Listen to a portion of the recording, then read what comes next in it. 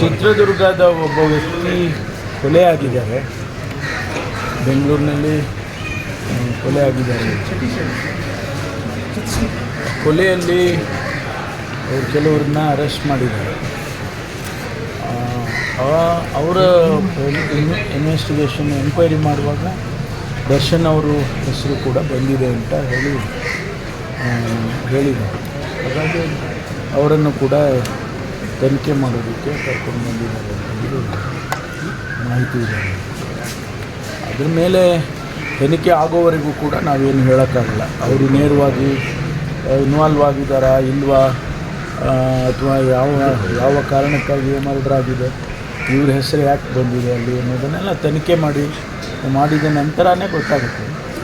ಹಾಗಾಗಿ ಈ ಸಂದರ್ಭದಲ್ಲಿ ಬೇರೆ ಏನೂ ಹೇಳೋಕ್ಕಾಗೋದಿಲ್ಲ. ಫಸ್ಟ್ ಇನ್ಫಾರ್ಮೇಷನಲ್ಲಿ ಏನಾದರೂ ಮಾಡ್ತಿದ್ದೆ ಇಲ್ಲ, ಅವರೆಲ್ಲ ನಮ್ಮ ಇಲಾಖೆಯವರು ಇನ್ವೆಸ್ಟಿಗೇಷನ್ ಮಾಡ್ತಾರೆ. ಇನ್ವೆಸ್ಟಿಗೇಷನ್ ಆದಮೇಲೆ ಗೊತ್ತಾಗುತ್ತೆ. ಅದಕ್ಕೆ ಮೊದಲೇ ನಾವು ಏನು ಹೇಳಕ್ಕೆ ಬರೋದಿಲ್ಲ. ರೇಣುಕಾಸ್ವಾಮಿ ಯಾರು ಸರ್? ಮೊದಲನೇ ಪತಿ ಅಂತ ಹೇಳ್ತಾರೆ, ಹೌದಾ? ಗೊತ್ತಿಲ್ಲ, ಏನು ವಿಚಾರಗಳು ಗೊತ್ತಿಲ್ಲ, ಅಷ್ಟೇ ಗೊತ್ತು. ಇದ್ರ ಮೇಲೆ ನಾವೇನು ಈಗ ಹೇಳಕ್ಕೆ ಬರೋದಿಲ್ಲ. ಸರ್, ಯಾವಾಗ ಅರೆಸ್ಟ್ ಆಯಿತು?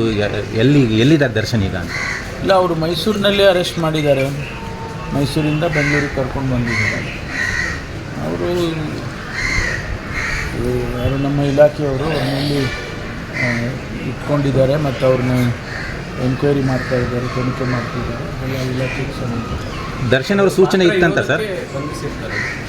ಅವರು ಯಾರು ಅವ್ರನ್ನ ಮೊದಲು ಅರೆಸ್ಟ್ ಮಾಡಿದ್ರಲ್ಲ, ಅವರೆಲ್ಲೋ ಅವ್ರ ಹೆಸರು ಹೇಳಿದ್ದಾರೆ ಅಂತ ಕೇಳಿದೆ. ಹಾಗಾಗಿ ಅವ್ರನ್ನ ಮಾಡಬೇಕಲ್ಲ, ಯಾಕೆಂದರೆ ಇದು ಮರ್ಡರ್ ಕೇಸ್ ಆದದ್ರಿಂದ ಸೀರಿಯಸ್ ಆಗಿ ಮಾಡಿಸ್ಬೇಕು.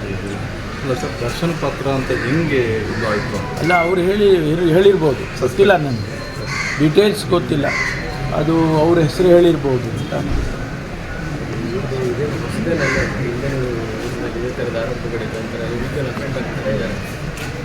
ಅದೆಲ್ಲ ತನಿಖೆ ಮಾಡಿದ ಮೇಲೇ ಗೊತ್ತಾಗುತ್ತಲ್ಲ, ಅವರು ಇದ್ದಾರೆ ಇಲ್ಲ, ಅವರು ಯಾವ ಹಂತದಲ್ಲಿ ಅವ್ರ ಇನ್ವಾಲ್ವ್ಮೆಂಟ್ ಇದೆ, ಅವ್ರ ಹೆಸರು ಯಾಕೆ ಬಂದಿದೆ, ಅದೆಲ್ಲ ತನಿಖೆ ಮಾಡಿದ ಮೇಲೇ ಗೊತ್ತಾಗುತ್ತೆ. ಸರ್, ಎಲ್ಲದಕ್ಕೂ ಕೂಡ ಸೋಷಿಯಲ್ ಮೀಡಿಯಾದಲ್ಲಿ ಮಾಡಿದಂಥ ಒಂದು ಕಾಮೆಂಟ್ ಕಾರಣ ಅಂತ ಗೊತ್ತಿಲ್ಲ, ಏನಂತ ಗೊತ್ತಿಲ್ಲ.